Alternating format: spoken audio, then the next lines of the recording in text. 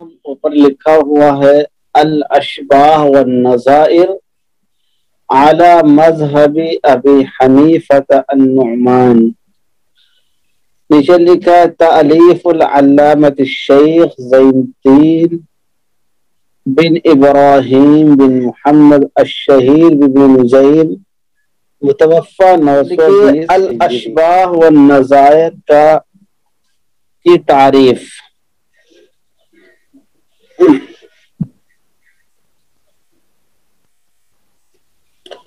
لکھیے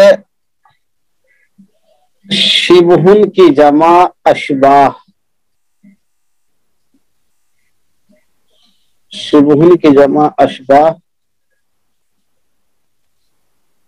اور نظیر کی جمع نظائر.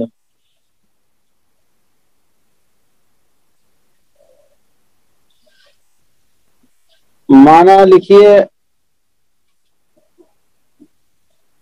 مشابہ، مانند، یکساں. لغوی اعتبار سے تقریباً دونوں کا معنی ایک ہے. مشابہ، مانند، یکساں.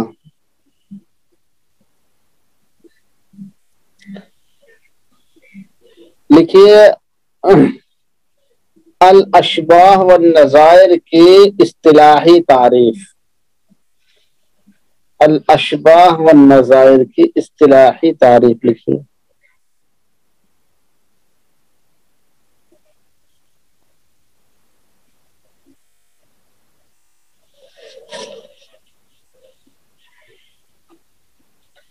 اس کی اصطلاحی تعریف لکھیے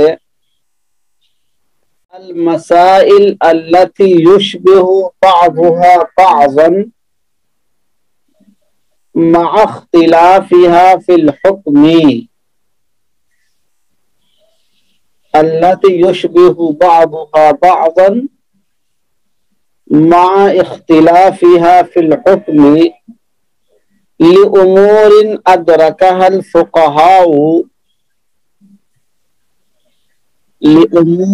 أدركها الفقهاء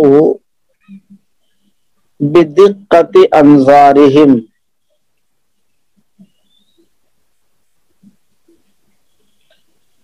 انظارهم نظر کی جمع انظار. یعنی وہ مسائل، یعنی الاشباہ والنظائر ان مسائل کو کہتے ہیں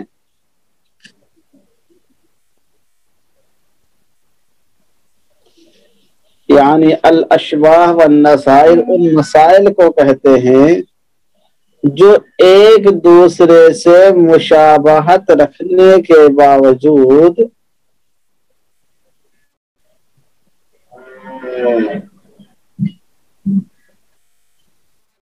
حکم میں مختلف ہوتے ہیں. جو ایک دوسرے سے مشابہت رکھنے کے باوجود حکم میں مختلف ہوتے ہیں. کچھ ایسے امور کی وجہ سے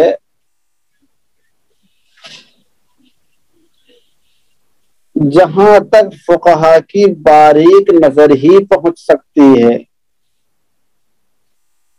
جہاں تک فقہا کی باریک نظر ہی پہنچ سکتی ہے.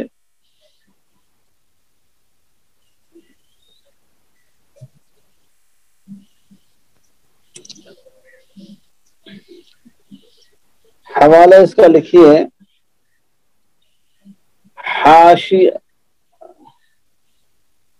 حاشیۃ الحموی علی الاشباہ صفحہ 23. حاشیۃ الحموی علی الاشباہ صفحہ 23. جہاں تک فقہا کی باریک نظر ہی پہنچ سکتی ہے. حاشیۃ الحموی علی الاشباہ.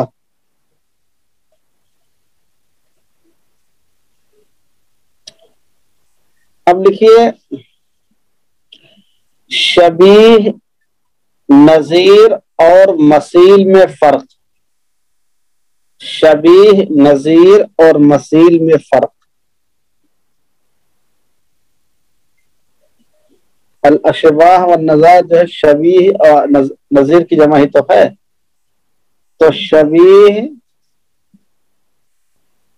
نظیر اور مثیل میں فرق.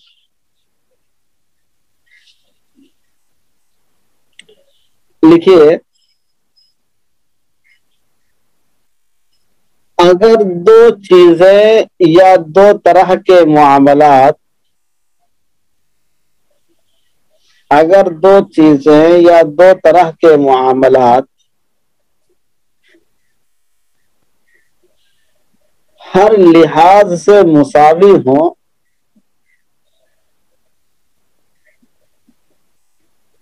ہر لحاظ سے مساوی ہوں، تو اسے مثیل یا مماثلت کہتے ہیں. مثیل، مثیل سے لکھیے گا تو اسے مثیل یا مماثلت کہتے ہیں.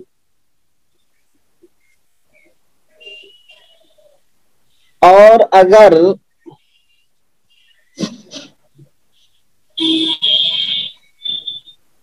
اکثری اعتبار سے مساوی ہوں تو اسے مشابہت یا شبیہ کہتے ہیں. اور اگر اکثری اعتبار سے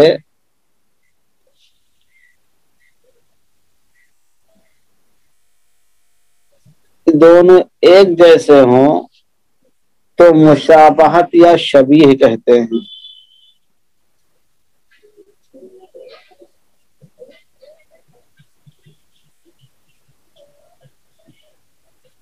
اور اگر یکا دکا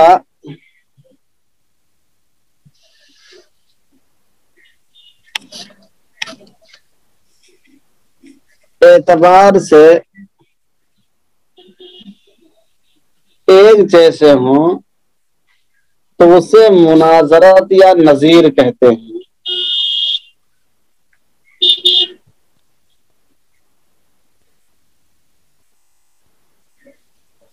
اسے مناظرت یا نظیر کہتے ہیں.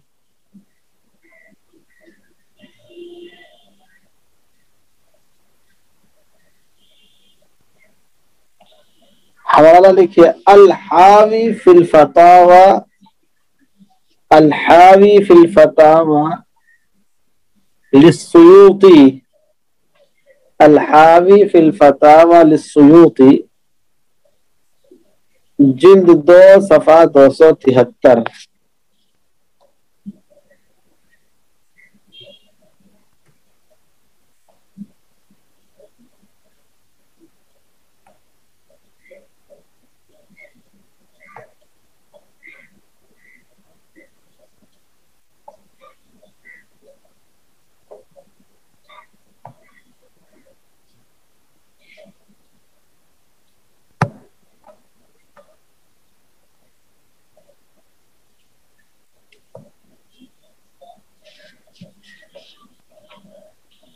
لکھیے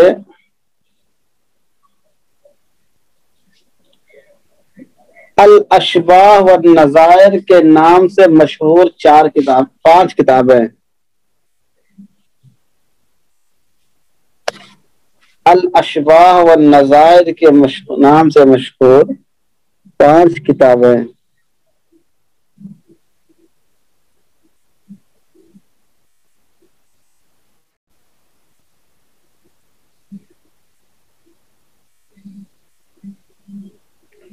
نمبر 1 لکھیے الاشباہ والنظائر لابن نجیم،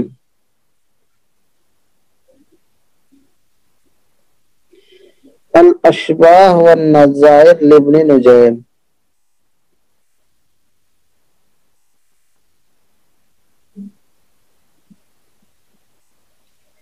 نمبر 2 الاشباہ والنظائر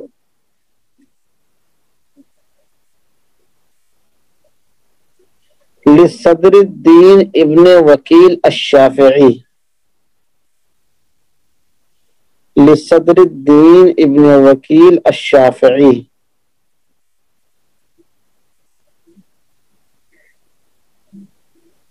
صدر الدین ابن وکیل الشافعی.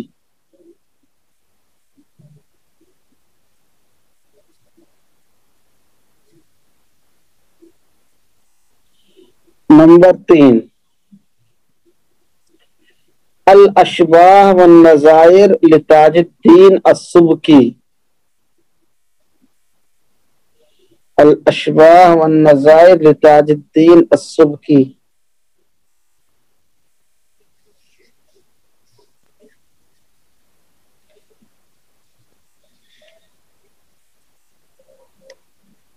نمبر 4 الاشباہ والنظائر لجلال الدین السیوطی.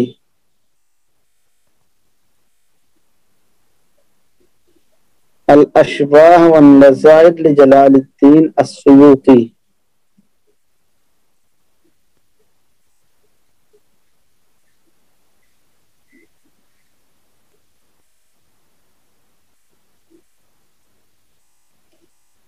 نمبر 5 الاشباہ والنظائر لابن الملقن.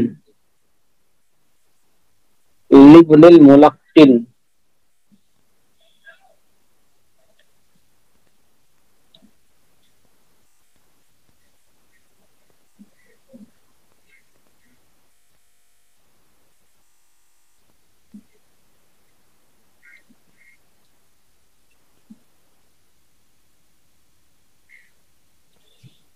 اب لکھیے الاشباہ والنظائر لابن نجیم میں پائے جانے والے فنون.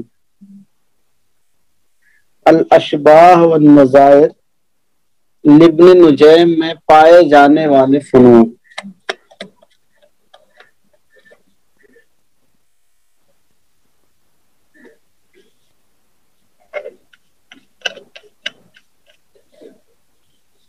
لکھیے ابن نجیم مصری نے لکھے کی ابن نجیم مصری کی اس کتاب ابن نجیم مصری کی اس کتاب میں الاشباہ والنظائر کے علاوہ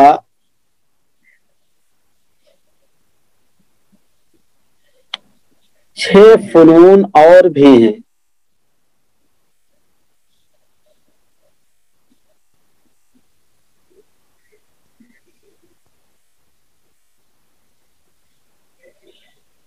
اس لیے ان کی اس کتاب کا نام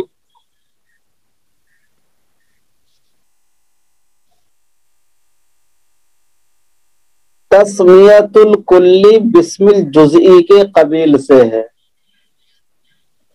تسمیۃ الکلی بسم الجزئی کے قبیل سے ہے.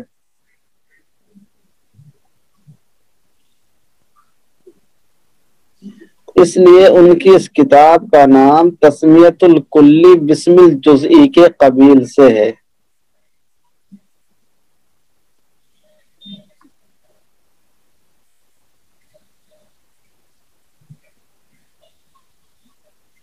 یہ کتاب جن 7 فنون پر مشتمل ہے وہ مندرجہ ذیل ہیں. یہ کتاب جن 7 فنون پر مشتمل ہے وہ مندرجہ ذیل ہیں.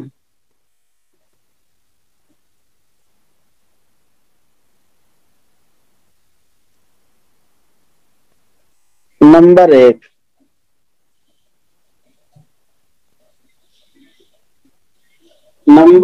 قواعد فقہیہ. نمبر 1 قواعد فقہیہ.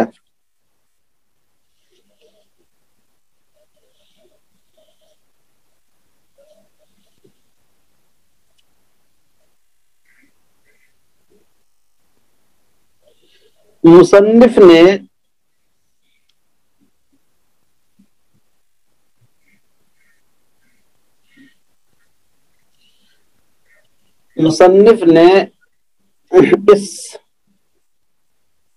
اس سلسلے میں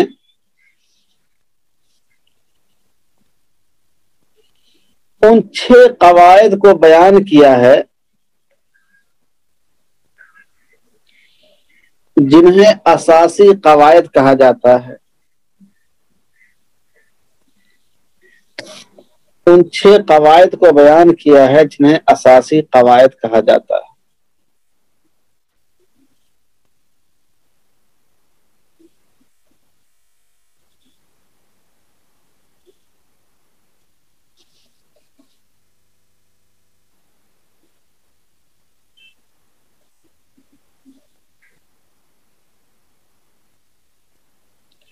اور انہی کے ساتھ ساتھ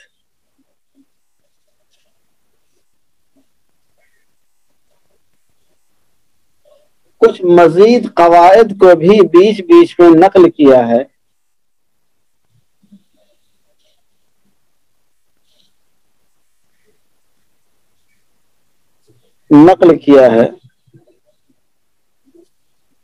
جن کی تعداد تقریباً 19 ہے.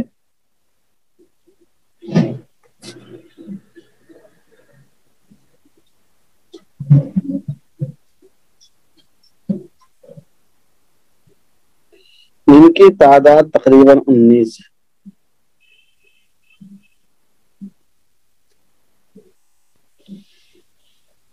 مصنف نے قواعد کو ذکر کرنے کے ساتھ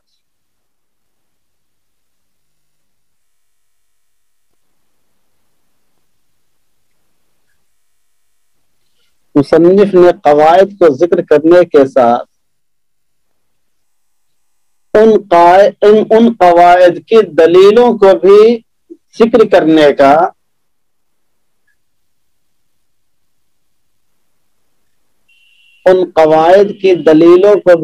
کرنے کا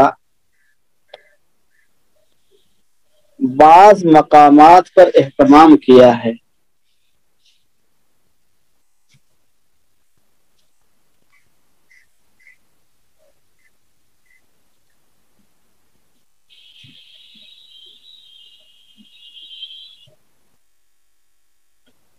پھر اس کے بعد قاعدے کی تشریح کی ہے.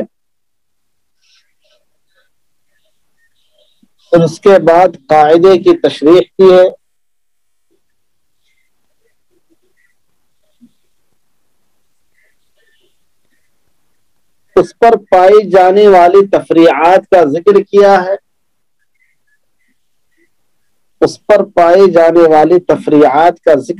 ہے.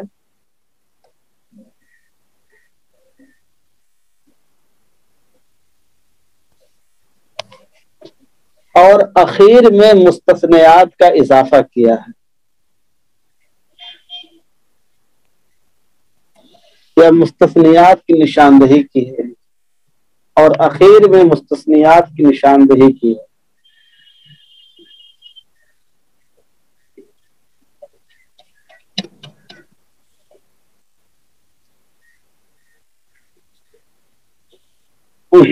اب لکھیں نمبر 2.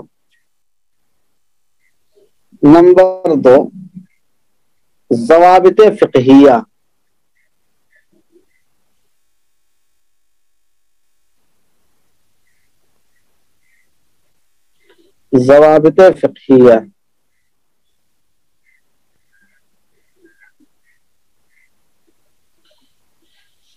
کتاب کے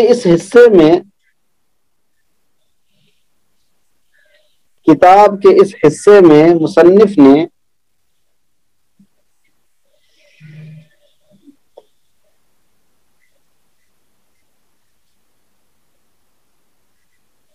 ابواب فقہیہ میں سے ہر باب سے متعلق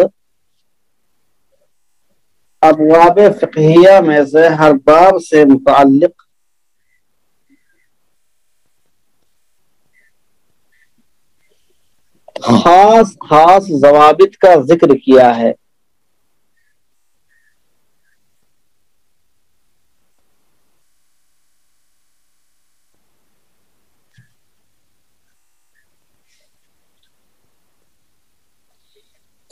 خاص ضوابط کا ذکر کیا ہے. یہ ضوابط تعداد میں 500 کے قریب ہیں. یہ ضوابط تعداد میں 500 کے قریب ہیں۔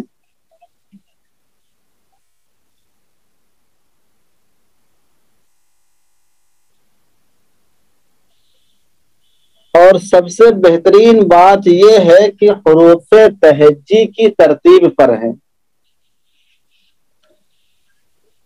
اور سب سے بہترین بات یہ ہے کہ حروف تہجی کی ترتیب پر ہے۔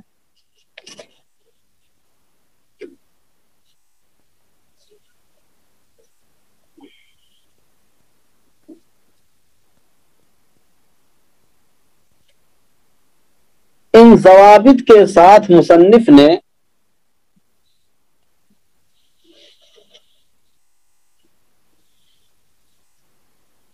ان نادر مسائل کو بھی ذکر کیا ہے، ان نادر مسائل کو بھی ذکر کیا ہے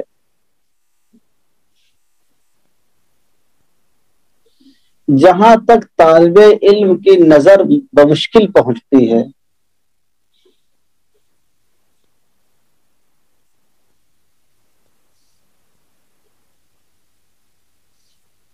یا جن کا سمجھنا دشوار ہوتا ہے، یا جن کا سمجھنا دشوار ہوتا ہے۔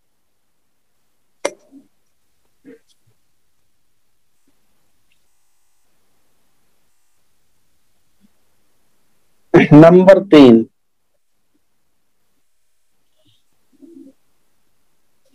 اس سمجھ رہے میں کیا لکھا رہا ہوں؟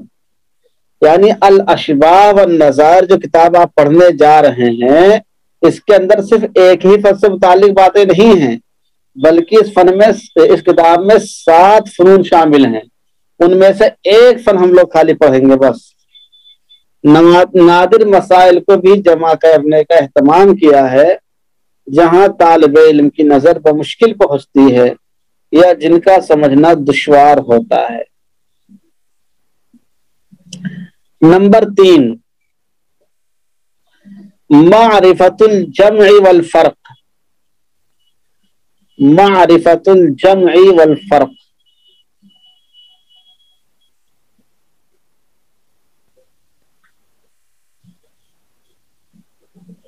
معرفت الجمع والفرق، مصنف نے اس حصے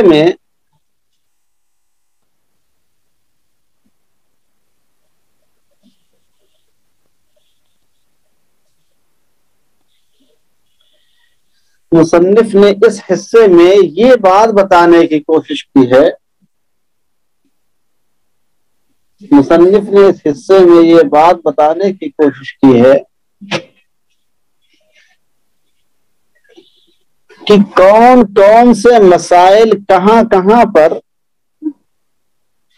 کون کون سے مسائل کہاں کہاں پر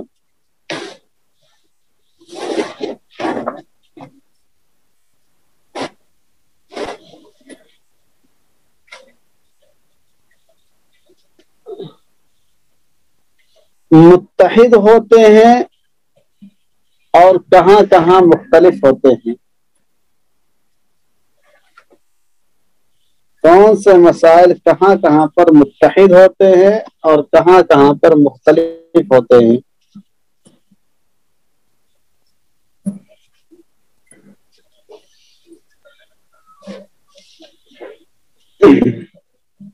نمبر 4، الغاز، لفظ کی جمع الغاز، الف لام غین الف ز، الغاز۔ نمبر 4، الغاز یعنی معمے اور پہیلیاں،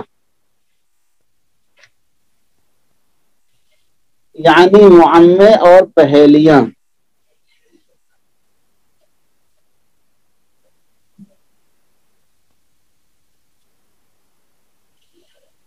کتاب کے اس حصے میں مصنف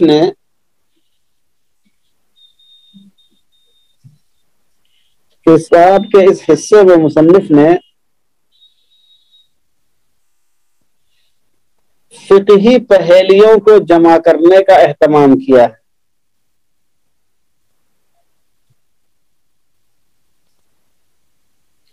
فقہی پہیلیوں کو جمع کرنے کا اہتمام کیا ہے،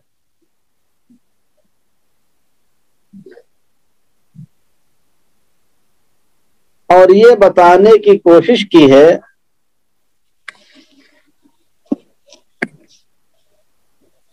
کہ کون سے مسائل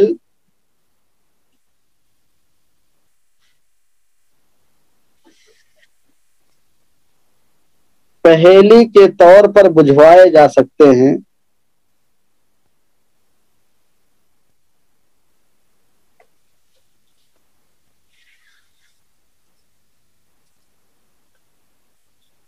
کتاب کا یہ حصہ نہایت دلچسپ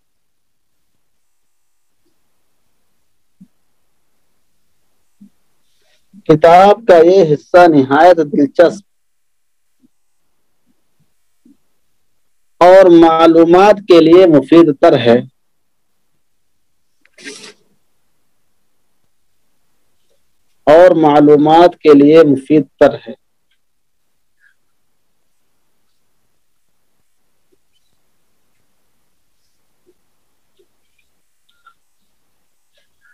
نمبر 5، حیل، حیلتن کی جمع حیل،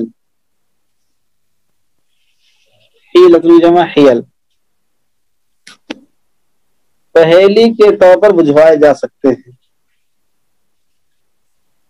نمبر 5 لکھیے حیل، ہا کے نیچے زیر، یا کے اوپر زبر، حیلتن کی جمع حیل۔ کتاب کے اس حصے میں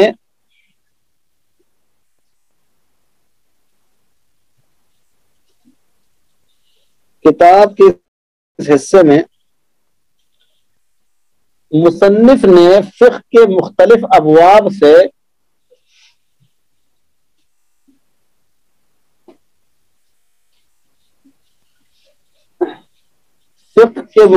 ابواب سے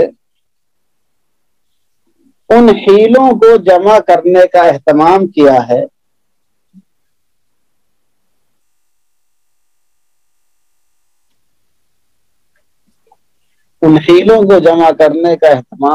ہے جو پریشان لوگوں کے لیے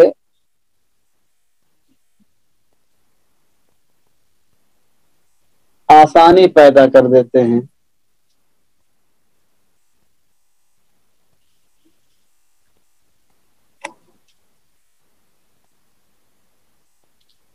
مفتیان کرام اور اہل علم کے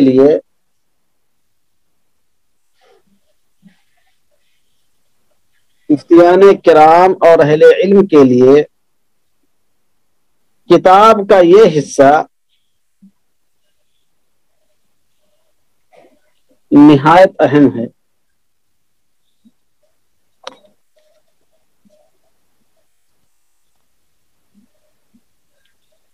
نمبر 6،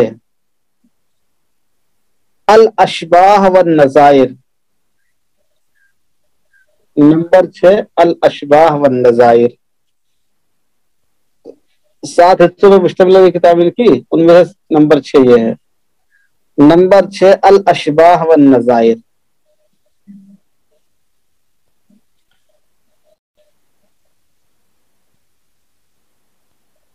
کتاب کے اس حصے میں مصنف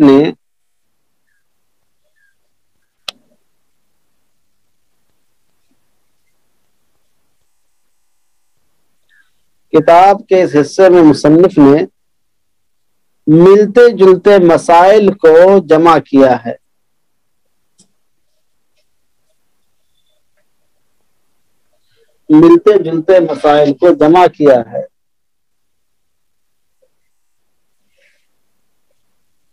اور ان کے درمیان جو بھی باریک فرق ہو سکتا ہے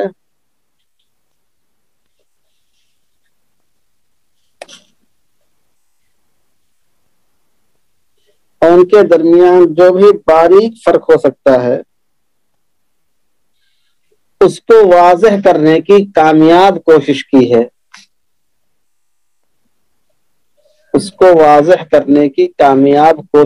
ہے۔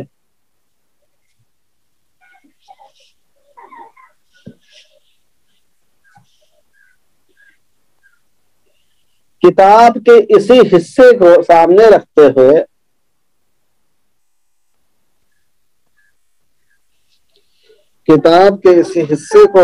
رکھتے ہوئے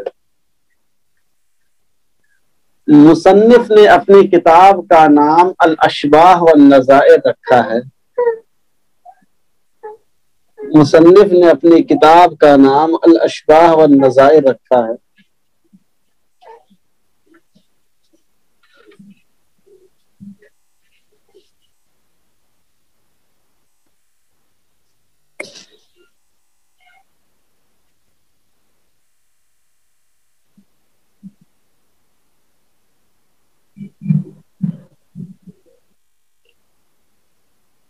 نمبر 7، الحکایات والمراسلات۔ نمبر 7، الحکایات والمراسلات۔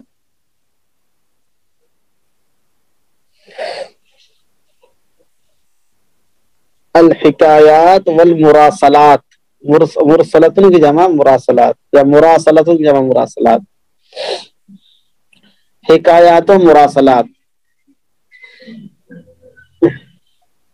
کتاب کے اس حصے میں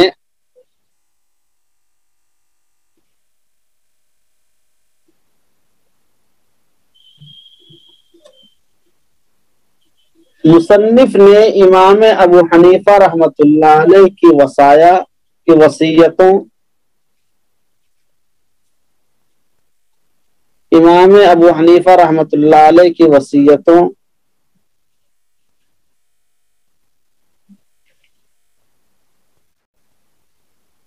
ان کے خاص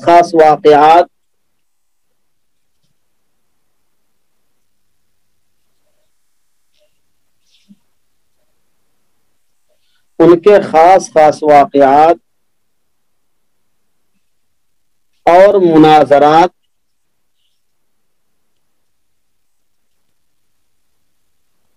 نیز فقہ حنفی کے دیگر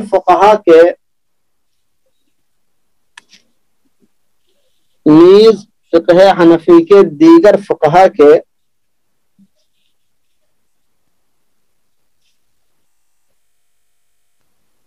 واقعات اور مکالمات کو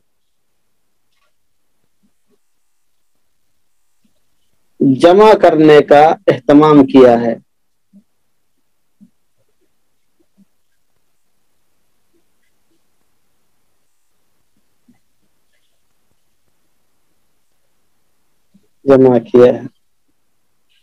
خلاصہ یہ کہ علامہ ابن نجیم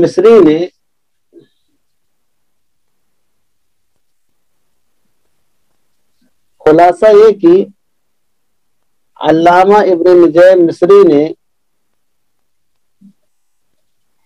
اپنی اس کتاب میں جن ابواب اور فنون کو جگہ دی ہے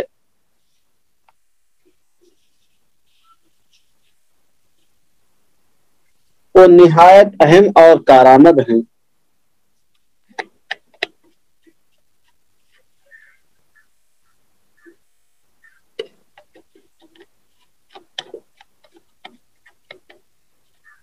اور ہر عالم و مفتی کے لیے سرمہ چشم بنانے کی چیز ہے۔ سرمہ چشم بنانے کی چیز۔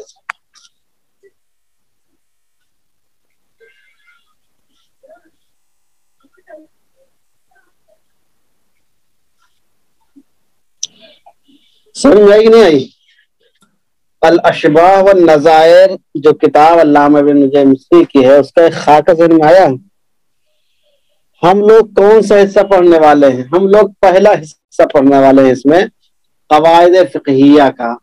سمجھ رہے ہیں جی؟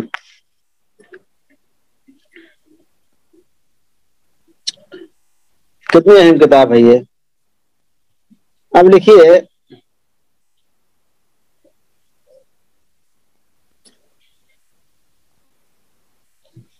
اس میں ایک چیز رہ گئی، اسی جو ابھی اوپر لکھا ہے ہم اس کو آخر میں لکھ لیجیے. مصنف نے اپنی یہ کتاب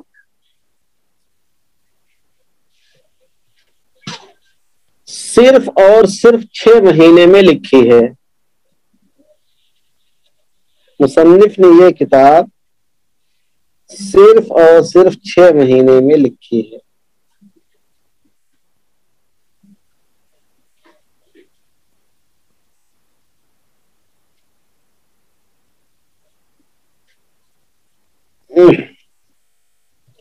اب لکھیے اس کتاب کی شروحات.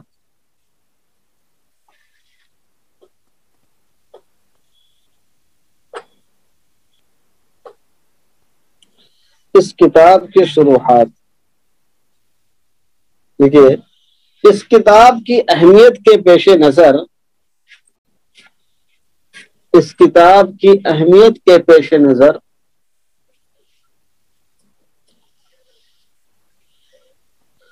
مختلف اہل علم نے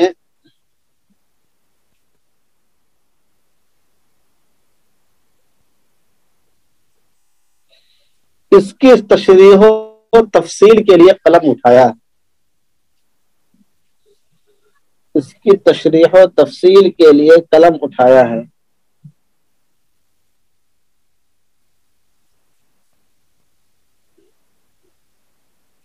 اور بہترین شرحیں تیار کی ہیں.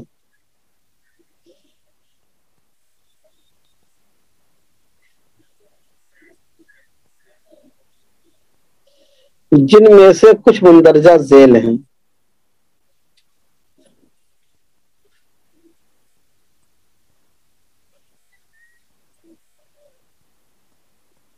کچھ مندرجہ ذیل ہیں. نمبر 1،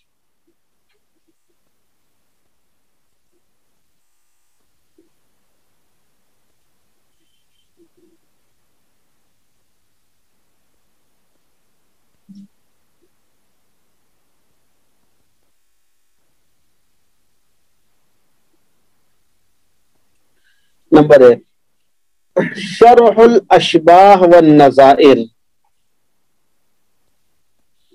شرح الاشباہ والنظائر. مصنف کا نام لکھیے محمد بن محمد زیرک زادہ. محمد بن محمد زیرک زادہ. محمد بن محمد زیرک زادہ. زے یا رے کاف زیرک، ذہین کے معنی میں زادہ، زیرک زادہ. محمد بن محمد زیرک زادہ. متوفی سن 1000 ہجری. متوفی سن 1000 ہجری.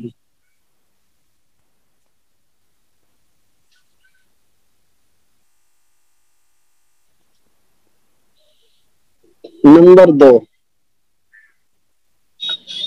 تنویر البصائر علی الاشباہ والنظائر.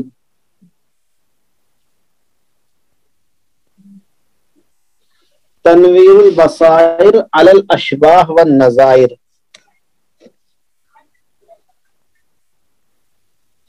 تنویر البصائر علی الاشباہ والنظائر. مصنف کا نام لکھیے شرف الدین الغزی. غزہ کے رہنے والے ہیں، فلسطین کے پاس. شرف الدین الغزی. متوفی 1005.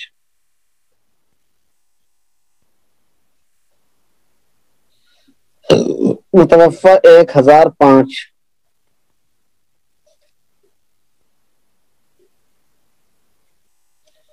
ایک کتاب اور لکھیے نمبر 3، غمز عیون البصائر شرح الاشباہ والنظائر. غمز عیون البصائر، غین میم زین. غمز عیون البصائر شرح الاشباہ والنظائر. مصنف کا نام لکھیے احمد بن محمد الحموی. احمد بن محمد الحنوی متوفہ 1098، متوفہ 1098۔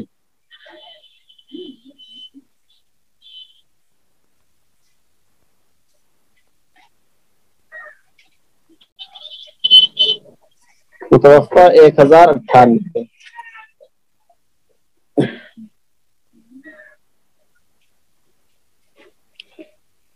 ایک کتاب اور لکھے نمبر 4، عمدۃ ذوی البصائر، عمدۃ ذوی البصائر بحل مہمات الاشباہ والنظائر، عمدۃ ذوی البصائر، عمدۃ ذوی البصائر بحل مہمات الاشباہ والنظائر،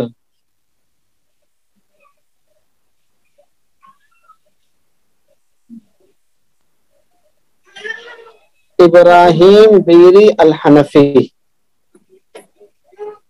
ابراہیم بیری الحنفی، متوفہ 1099۔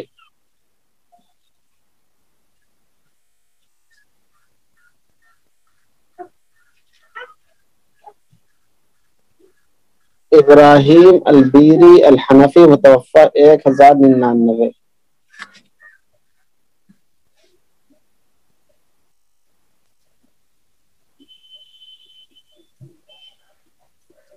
جی، عمدۃ ذوی البصائر بحل مہمات الاشباہ والنظائر، ابراہیم البیری الحنفی، متوفہ 1099۔ ایک تو اور لکھیے، عمدۃ الناظر علی الاشباہ والنظائر، عمدۃ الناظر علی الاشباہ والنظائر،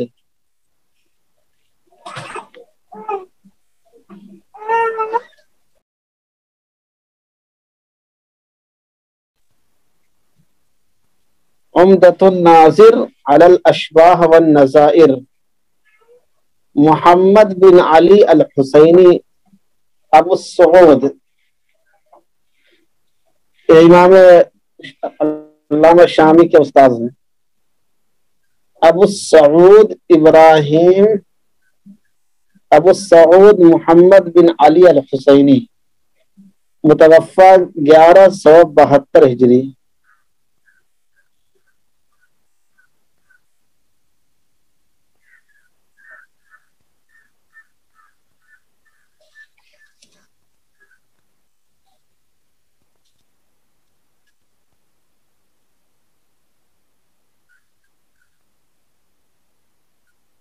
وغیرہ۔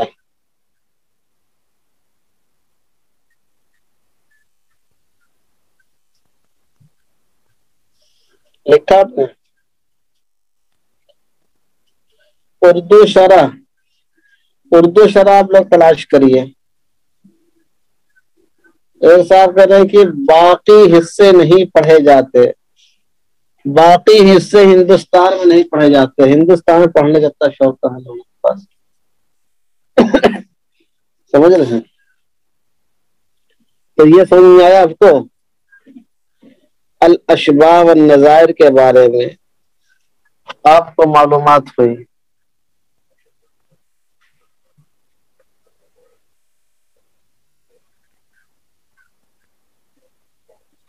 اس میں ایک کتاب اور لکھ لیجیے ذرا سا، بھی اچھی کتاب ہے، التحقیق الباہر، یہ بھی مطبوعہ ہے، مل جاتی ہے۔ ایک کتاب اور لکھیے، التحقیق الباہر شرح الاشباہ والنظائر، ہبۃ اللہ البعلی والی کتاب جو ہے، ہبۃ اللہ البعلی،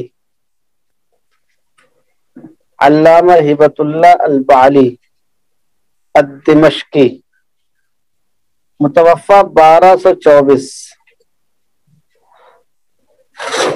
متوفہ 1224۔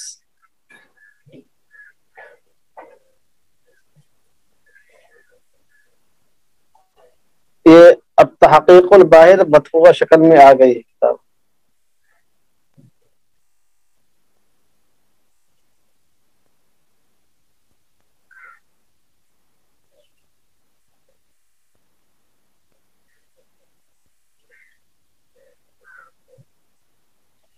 لکھا آپ نے؟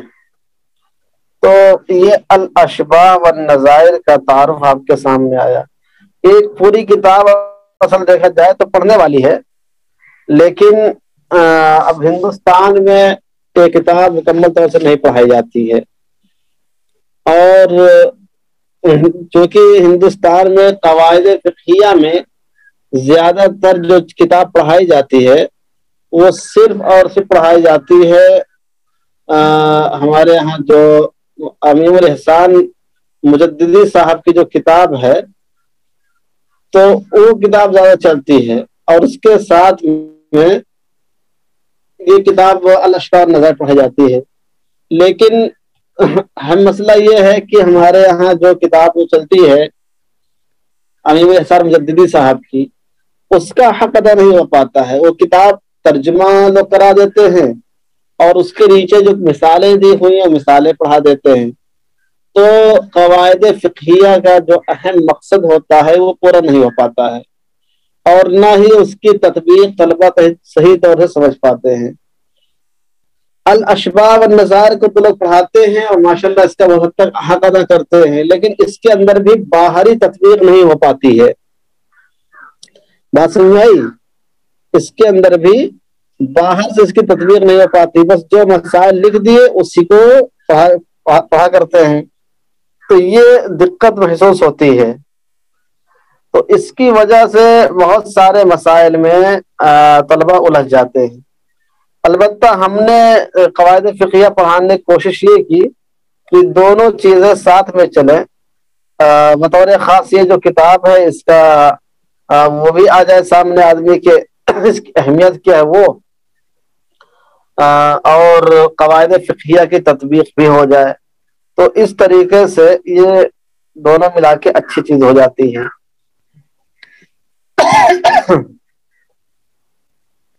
اس کے باوجود بھی کچھ نہ کچھ دقتیں تو بہرحال رہتی ہی ہیں. جب آدمی آگے پڑھے گا تو اس کو انشاءاللہ مزید فائدہ ہوگا. سمجھ رہے ہیں؟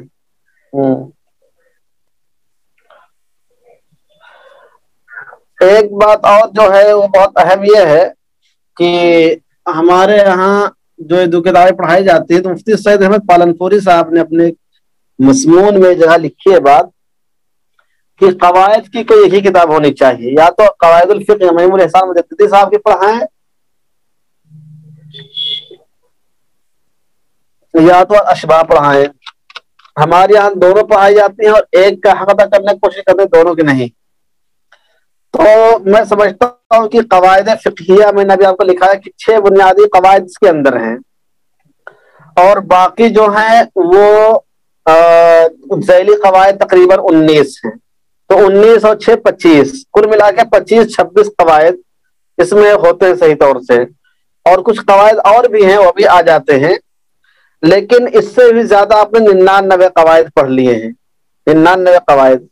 یہ کتاب کیا ہے، اس کا تعارف آپ کے سامنے آ گیا. اس کتاب کا منہج کیا ہے، کس انداز میں کتاب لکھی گئی، اس کو سمجھانے کے لیے انشاءاللہ ہم 1 یا 1.5 یا 2 قواعد انشاءاللہ پڑھیں گے.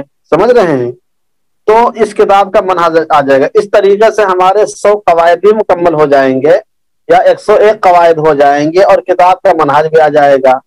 اور اس کتاب کو پڑھنے کے بعد آپ کو اندازہ ہوگا کہ آپ نے جو اب تک قواعد فقہیہ پڑھا ہے اس میں مزید زیادہ معلومات آ گئی اس کتاب کے مقابلے میں، کیونکہ وہ کئی کتابوں کو سامنے رکھ کے وہ چیزیں پیش کی گئی ہیں، اور پھر اس میں کافی مواد جمع کرنے کی کوشش کی گئی ہے.